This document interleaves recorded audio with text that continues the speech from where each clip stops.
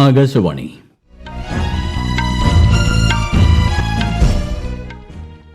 നമസ്കാരം. വാർത്തകൾ വായിക്കുന്നത് ഗോപകുമാർ.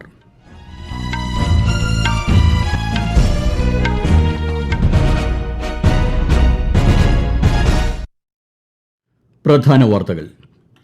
ഉപരാഷ്ട്രപതി CP രാധാകൃഷ്ണന്റെ ശ്രീലങ്ക സന്ദർശനത്തിന് നാളെ തുടക്കമാകും. ശ്രീലങ്കൻ പ്രസിഡന്റുമായും പ്രധാനമന്ത്രിയുമായും കൂടിക്കാഴ്ച നടത്തും. പ്രധാനമന്ത്രി നരേന്ദ്രമോദി ഇന്ന് രാത്രി 8:30 രാജ്യത്തെ അഭിസംബോധന ചെയ്യും. ബജറ്റ് സമ്മേളനം പൂർത്തിയാക്കി പാർലമെന്റിന്റെ ഇരുസഭകളും അനിശ്ചിതകാലത്തേക്ക് പിരിഞ്ഞു. US ഉപരോധത്തിന് മറുപടിയായി ഹോർമൂസ് കടലിടുക്ക് വീണ്ടും അടച്ചതായി ഇറാൻ പ്രഖ്യാപിച്ചു. ഇന്ത്യയിൽ നിന്നുള്ള ഈ വർഷത്തെ ഹജ്ജ് തീർത്ഥാടനത്തിന് തുടക്കമായി. ആദ്യ സംഘം ന്യൂഡൽഹിയിൽ നിന്ന് യാത്ര തിരിച്ചു.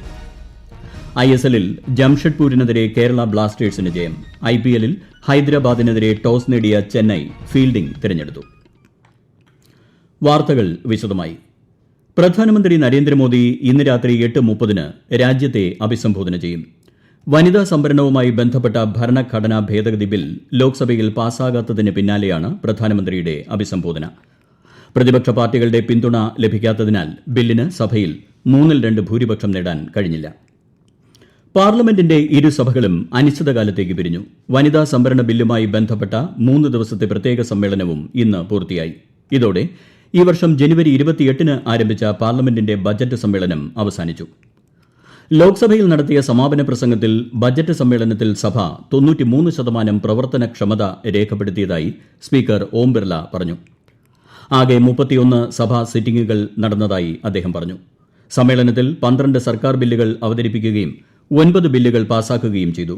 ബജറ്റ് സമ്മേളനത്തിൽ രാജ്യസഭ 157 മണിക്കൂറിലധികം പ്രവർത്തിച്ചതായി സഭാ അധ്യക്ഷൻ CP രാധാകൃഷ്ണൻ അറിയിച്ചു. പാർലമെന്റിന്റെ ബജറ്റ് സമ്മേളനം ഫലപ്രദവും വിജയകരവുമായിരുന്നു എന്ന് പാർലമെന്ററി കാര്യമന്ത്രി കിരൺ റിജിജു. കേന്ദ്ര ബജറ്റും നിരവധി പ്രധാന നിയമനിർമ്മാണ ബില്ലുകളും ഈ സമ്മേളനത്തിൽ പാസായതായി ബജറ്റ് സമ്മേളനം അവസാനിച്ച ശേഷം മാധ്യമങ്ങളോട് സംസാരിക്കവെ കേന്ദ്രമന്ത്രി പറഞ്ഞു. बहुत ही प्रोडक्टिव बजट सेशन रहा है. यूनियन बजट बहुत अच्छी तरह से पारित हुआ. फिर फाइनेंस बिल पारित किया गया है. दूसरे पार्ट में प्रधानमंत्री जी ने वेस्ट एशिया क्राइसिस को लेकर के स्टेटमेंट दिया. 3 दिन स्पेशल सिटिंग एक्सटेंशन किया गया. नारी शक्ति वंदन अधिनियम डिलिमिटेशन अमेंडमेंट बिल पेश किया गया था. ये बिल पारित नहीं हो पाया. बाकी जितना भी सरकारी बिल्स थे सब पारित हुआ.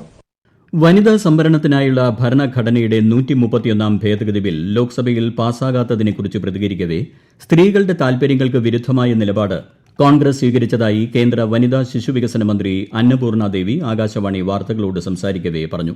സ്ത്രീകളെ ശാക്തീകരിക്കുന്നതിനാണ് നിയമസഭയിലും ലോക്സഭയിലും സ്ത്രീകൾക്ക് 33% സംവരണം നൽകുന്ന ബിൽ കൊണ്ടുവന്നതെന്ന് കേന്ദ്രമന്ത്രി രാജീവ് രഞ്ജൻ സിംഗ് പ്രതികരിച്ചു. അതേസമയം ഫെഡറൽ ഘടനയിൽ മാറ്റം വരുത്താനും രാജ്യത്തിന്റെ ജനാധിപത്യ സ്ഥാപനങ്ങളെ ദുർബലപ്പെടുത്താനുമുള്ള ശ്രമം പ്രതിപക്ഷം പരാജയപ്പെടുത്തിയെന്ന് കോൺഗ്രസ് നേതാവ് പ്രിയങ്ക ഗാന്ധി അവകാശപ്പെട്ടു. കേന്ദ്ര സർക്കാർ ജീവനക്കാരുടെയും പെൻഷൻകാരുടെയും ക്ഷാമബത്തയിൽ 2% വർധനവ്. ഈ വർഷം ജനുവരി 1 മുതൽ മുൻകാല പ്രാബല്യത്തോടെയാണ് വർധന. പ്രധാനമന്ത്രി ഗ്രാം സഡക് യോജന 2028 മാർച്ച് വരെ തുടരുന്നതിനും കേന്ദ്രമന്ത്രിസഭ അംഗീകാരം നൽകി.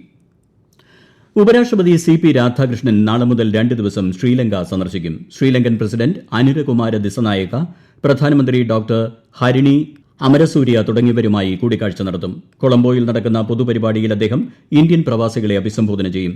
ഇന്ത്യൻ ഭവന പദ്ധതിയുടെ 3ാം ഘട്ടത്തിന്റെ ഭാഗമായി കേന്ദ്ര സർക്കാരിന്റെ സഹായത്തോടെ നിർമ്മിച്ച വീടുകൾ തമിഴ് സമൂഹങ്ങളിൽ നിന്നുള്ള ഗുണഭോക്താക്കൾക്ക് വെർച്വലായി കൈമാറും. നിയമസഭാ തെരഞ്ഞെടുപ്പിന് 4 ദിവസം ശേഷിക്കെ പശ്ചിമബംഗാളിലും തമിഴ്നാട്ടിലും പ്രചാരണം ഊർജിതമായി പുരോഗമിക്കുന്നു. ഈ മാസം 23-നാണ് പശ്ചിമബംഗാളിലെ ആദ്യഘട്ട തെരഞ്ഞെടുപ്പ്. തമിഴ്നാട്ടിൽ അതേ ദിവസം ഒറ്റഘട്ടമായി വോട്ടിംഗ് നടക്കും. പശ്ചിമബംഗാളിലെ എല്ലാ പോളിംഗ് ബൂത്തുകളിലും ലക്ഷ്മണ രേഖ എന്ന നിലയിൽ വെളുത്ത ചോക്ക് ഉപയോഗിച്ച് 100 മീറ്റർ ചുറ്റളവിൽ അതിർത്തി രേഖ അടയാളപ്പെടുത്തുമെന്ന് തെരഞ്ഞെടുപ്പ് കമ്മീഷൻ. സുരക്ഷ ശക്തിപ്പെടുത്തുന്നതിന്റെ ഭാഗമായാണ് നടപടി. വോട്ടർമാരുടെ തിരിച്ചറിയൽ കാർഡുകൾ ഇതിലൂടെ 2 അധിക ഘട്ടങ്ങളിൽ കൂടി പരിശോധിക്കും. ഈ വാർത്തകൾ ആകാശവാണിയിൽ നിന്ന്. ആകാശവാണി വാർത്തകളും വാർത്താ അധിഷ്ഠിത പരിപാടികളും all India radio news Thiruvananthapuram YouTube ചാനലിലും all India radio news Thiruvananthapuram Facebook പേജിലും AIR News _തിരുവനന്തപുരം ഇൻസ്റ്റഗ്രാം അക്കൌണ്ടിലും AIR News _TVM X ഹാൻഡിലും ലഭ്യമാണ്. US ഉപരോധത്തിന് മറുപടിയായി ഹോർമൂസ് കടലിടുക്ക് വീണ്ടും അടച്ചതായി ഇറാൻ പ്രഖ്യാപിച്ചു. ഇറാന്റെ സംയുക്ത സൈനിക കമാൻഡ് അറിയിച്ചതാണ് ഇക്കാര്യം. ഇറാനിയൻ തുറമുഖങ്ങൾക്ക് നേരെയുള്ള US ഉപരോധം പ്രാബല്യത്തിൽ തുടരുന്നിടത്തോളം കാലം കടലിടുക്കിലൂടെയുള്ള ഗതാഗതം തടയുന്നത് തുടരുമെന്ന് അവർ മുന്നറിയിപ്പ് നൽകി. US മധ്യസ്ഥതയിൽ ഇസ്രായേലും ലെബനനും തമ്മിൽ 10 ദിവസത്തെ വെടിനിർത്തൽ വ്യാഴാഴ്ച പ്രാബല്യത്തിൽ വന്നതിന് ശേഷം പശ്ചിമേഷ്യ ശാന്തത കൈവരിച്ചു. ഒരു റിപ്പോർട്ട്. ഇസ്രായേലും ഇറാനും തമ്മിലുള്ള 6 ആഴ്ചത്തെ പോരാട്ടത്തിന് ശേഷമാണ് വെടിനിർത്തൽ പ്രാബല്യത്തിൽ വന്നത്.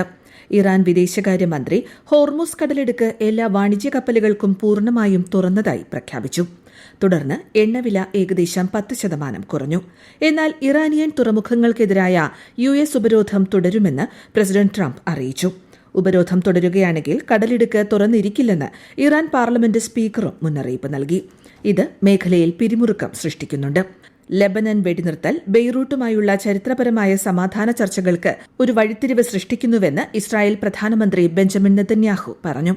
നെതന്യാഹുവും ലെബനൻ പ്രസിഡന്റ് ജോസഫ് ഔനും തമ്മിലുള്ള കൂടിക്കാഴ്ച 2 ആഴ്ചയ്ക്കുള്ളിൽ വൈറ്റ് ഹൌസിൽ നടക്കുമെന്നും ട്രംപ് സ്ഥിരീകരിച്ചു. News desk Akashvani. ഇന്ത്യയിൽ നിന്നുള്ള ഈ വർഷത്തെ ഹജ്ജ് തീർത്ഥാടനത്തിന് തുടക്കമായി. 371 തീർത്ഥാടകർ അടങ്ങുന്ന ആദ്യ സംഘം ന്യൂഡൽഹിയിൽ നിന്ന് സൌദി അറേബ്യയിലേക്ക് യാത്ര തിരിച്ചു. ഇന്ദിരാഗാന്ധി അന്താരാഷ്ട്ര വിമാനത്താവളത്തിൽ കേന്ദ്ര ന്യൂനപക്ഷ മന്ത്രാലയം സെക്രട്ടറി ശ്രീവത്സ കൃഷ്ണ ഹജ്ജ് തീർത്ഥാടകരെ യാത്രയാക്കി. കേന്ദ്രമന്ത്രി കിരൺ റിജിജു എല്ലാ തീർത്ഥാടകർക്കും സുരക്ഷിത യാത്ര നേർന്നു. വാൽപ്പാറ അപകടത്തിൽ മരിച്ചവർക്ക് അന്ത്യാഞ്ജലി അർപ്പിച്ച് ജന്മനാട്. 9 മൃതദേഹങ്ങളും സംസ്കരിച്ചു. മലപ്പുറം പാങ്ങിലെ അമ്പലത്തറ HSSൽ പൊതുദർശനത്തിന് വെച്ച മൃതദേഹങ്ങളിൽ മന്ത്രി വി ശിവൻകുട്ടി ഉൾപ്പെടെ നിരവധി പേർ അന്തിമോപചാരം അർപ്പിച്ചു. സ്കൂളിൽ നിന്നുള്ള വിനോദയാത്രാ സംഘം സഞ്ചരിച്ച വാൻ ഇന്നലെ വാൽപ്പാറ ചുരം റോഡിൽ 500 അടി താഴ്ചയിലേക്ക് മറിഞ്ഞാണ് അപകടം ഉണ്ടായത്.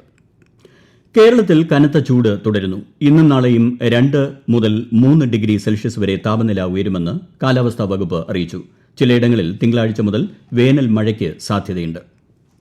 തൃശൂർ പൂരം കൊടിയേറാൻ ഇനി ഒരു ദിനം കൂടി. തിങ്കളാഴ്ച രാവിലെ തിരുവമ്പാടി, പാറമേക്കാവ് വിഭാഗങ്ങളിൽ കൊടിയേറുന്നതോടെ ഇത്തവണത്തെ പൂരത്തിന് തുടക്കമാകും. വിശദാംശങ്ങളുമായി ആകാശവാണി തൃശൂർ ജില്ലാ പ്രതിനിധി ഭരിത പ്രതാപ്. ആനയും ആൾക്കൂട്ടവും താളമേള വിസ്മയങ്ങളും വിരിയുന്ന പൂരം കൊടിയേറാൻ ഒരു ദിവസം മാത്രം ബാക്കി നിൽക്കെ പൂരത്തിനുള്ള ഒരുക്കങ്ങളിൽ സജീവമാവുകയാണ് തിരുവമ്പാടി, പാറമേക്കാവ് ദേവസ്വങ്ങളും ഘടകകക്ഷി ക്ഷേത്രങ്ങളും. മുൻവർഷങ്ങളെക്കാൾ നിരവധി വിസ്മയങ്ങൾ ഒളിപ്പിച്ചുവെച്ചാണ് ഓരോ വർഷവും പൂരം കൊടിയേറുന്നത്. ജില്ലയിൽ ഉയർന്ന ചൂട് റിപ്പോർട്ട് ചെയ്യപ്പെടുന്ന സാഹചര്യത്തിൽ പൂരം വീക്ഷിക്കാനെത്തുന്ന പൊതുജനങ്ങളുടെ സുരക്ഷ ഉറപ്പാക്കാൻ സ്വീകരിക്കേണ്ട മുൻകരുതലുകൾ സംബന്ധിച്ച് ജില്ലാ കളക്ടർ ശിഖ സുരേന്ദ്രന്റെ അധ്യക്ഷതയിൽ വിവിധ വകുപ്പ് ഉദ്യോഗസ്ഥരുടെ യോഗം ചേർന്നിരുന്നു. തിരുവമ്പാടി, പാറമേക്കാവ് വിഭാഗങ്ങളുടെ പന്തൽ നാട്ടുകർമ്മം കഴിഞ്ഞതോടെ ഒരുക്കങ്ങൾ തകൃതിയായി നടക്കുകയാണ്. ഏപ്രിൽ 24-നാണ് സാമ്പിൾ വെടിക്കെട്ട്. ഏപ്രിൽ 25-ന് പൂര വിളംബര ചടങ്ങുകൾ നടക്കും. 26-നും 27-നുമാണ് പൂരപ്രേമികൾ കാത്തിരിക്കുന്ന വിസ്മയങ്ങൾ ഒളിപ്പിച്ചുവെച്ച തൃശൂർ പൂരം അരങ്ങേറുക. 8 ദിവസത്തെ വിഷു ഉത്സവത്തിന് സമാപനം കുറിച്ച് ശബരിമല ക്ഷേത്രനട ഇന്ന് രാത്രി 10 മണിക്ക് അടയ്ക്കും. ബുധനാഴ്ച പുലർച്ചെയായിരുന്നു വിഷുക്കണി ദർശനം. പ്രതിമാസ പൂജയ്ക്കായി ക്ഷേത്രം മെയ് 14-ന് വീണ്ടും തുറക്കും. ISL ഫുട്ബോളിൽ ജംഷഡ്പൂരിനെതിരെ കേരള ബ്ലാസ്റ്റേഴ്സിന് ജയം. എതിരില്ലാത്ത 2 ഗോളിനാണ് ബ്ലാസ്റ്റേഴ്സ് ജംഷഡ്പൂരിനെ തോൽപ്പിച്ചത്. ഇന്നത്തെ രണ്ടാമത്തെ മത്സരത്തിൽ ഗോവ മുംബൈ സിറ്റിയെ നേരിടുന്നു. IPL ക്രിക്കറ്റിൽ ഡൽഹി ക്യാപിറ്റൽസ് റോയൽ ചലഞ്ചേഴ്സ് ബംഗളൂരുവിനെ 6 വിക്കറ്റിന് തോൽപ്പിച്ചു. രണ്ടാമത്തെ മത്സരത്തിൽ സൺറൈസേഴ്സ് ഹൈദരാബാദിനെതിരെ ടോസ് നേടിയ ചെന്നൈ സൂപ്പർ കിങ്സ് ഫീൽഡിംഗ് തിരഞ്ഞെടുത്തു. എല്ലാ ഇന്ത്യൻ പൌരന്മാരും ഓരോ തവണയും രാജ്യം വിടുന്നതിന് മുമ്പ് ആദായനികുതി ക്ലിയറൻസ് സർട്ടിഫിക്കറ്റ് നേടണമെന്ന് അവകാശപ്പെട്ടുകൊണ്ട് സമൂഹ മാധ്യമങ്ങളിൽ പ്രചരിക്കുന്ന വീഡിയോ വ്യാജമെന്ന് പ്രസ് ഇൻഫർമേഷൻ ബ്യൂറോയുടെ വസ്തുതാ പരിശോധനാ വിഭാഗം അറിയിച്ചു. നികുതി ക്ലിയറൻസ് സർട്ടിഫിക്കറ്റുകൾ എല്ലാവർക്കും നിർബന്ധമല്ലെന്നും ചില നിയമപരമായ സാഹചര്യങ്ങളിൽ പ്രത്യേക വ്യക്തികൾക്ക് മാത്രമേ അവ ആവശ്യമുള്ളൂവെന്നും വിഭാഗം കൂട്ടിച്ചേർത്തു. പ്രധാന വാർത്തകൾ വീണ്ടും. ഉപരാഷ്ട്രപതി CP രാധാകൃഷ്ണന്റെ ശ്രീലങ്ക സന്ദർശനത്തിന് നാളെ തുടക്കമാകും. ശ്രീലങ്കൻ പ്രസിഡന്റുമായും പ്രധാനമന്ത്രിയുമായും കൂടിക്കാഴ്ച നടത്തും. പ്രധാനമന്ത്രി നരേന്ദ്രമോദി ഇന്ന് രാത്രി 8:30-ന് രാജ്യത്തെ അഭിസംബോധന ചെയ്യും. ബജറ്റ് സമ്മേളനം പൂർത്തിയാക്കി പാർലമെന്റിന്റെ ഇരുസഭകളും അനിശ്ചിതകാലത്തേക്ക് പിരിഞ്ഞു. US ഉപരോധത്തിന് മറുപടിയായി ഹോർമൂസ് കടലിടുക്ക് വീണ്ടും അടച്ചതായി ഇറാൻ പ്രഖ്യാപിച്ചു. ഇന്ത്യയിൽ നിന്നുള്ള ഈ വർഷത്തെ ഹജ്ജ് തീർത്ഥാടനത്തിന് തുടക്കമായി. ആദ്യ സംഘം ന്യൂഡൽഹിയിൽ നിന്ന് യാത്ര തിരിച്ചു. ISLൽ ജംഷഡ്പൂരിനെതിരെ കേരള ബ്ലാസ്റ്റേഴ്സിന് ജയം. IPLൽ ഡൽഹി ബംഗളൂരുവിനെ 6 വിക്കറ്റിന് തോൽപ്പിച്ചു. വാർത്തകൾ കഴിഞ്ഞു. അടുത്ത വാർത്താ പ്രക്ഷേപണം നാളെ രാവിലെ 6:45-ന്.